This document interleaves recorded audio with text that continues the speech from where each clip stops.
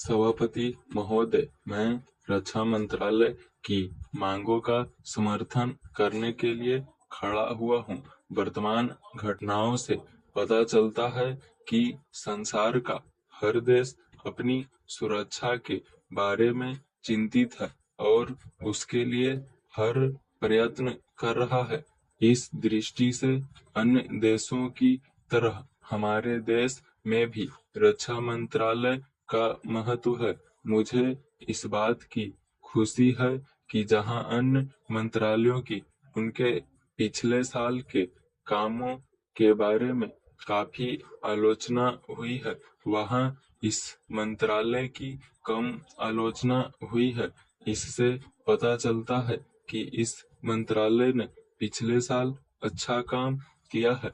मोटे तौर पर किसी भी देश की सुरक्षा नीति का लक्ष्य यह होता है कि दूसरे देशों, खास तौर से पड़ोसी देशों के साथ मित्रता के संबंध स्थापित हों और हम एक दूसरे के मामलों में हस्तक्षेप न करें। लेकिन उसके साथ यह भी जरूरी होता है कि हम अपने देश की सीमाओं और अखंडता की रक्षा करें।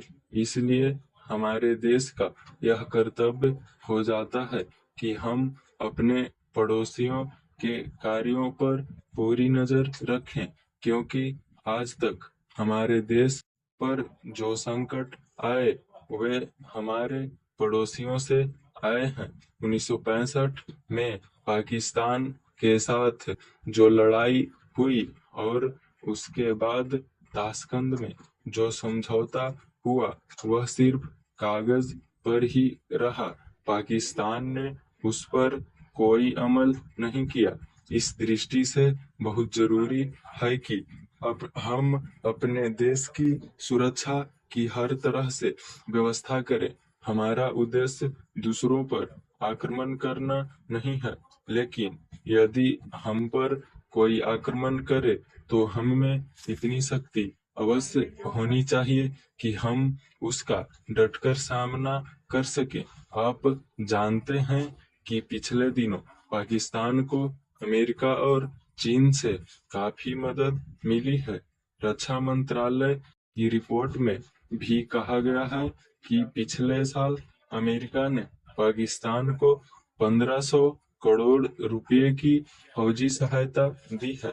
आज जहां हम फौजी सामान के लिए अपने कारखानों की मदद से अपनी शक्ति बढ़ाने का प्रयत्न कर रहे हैं, वहां पाकिस्तान संसार के देशों से फौजी सामान खरीद रहा है।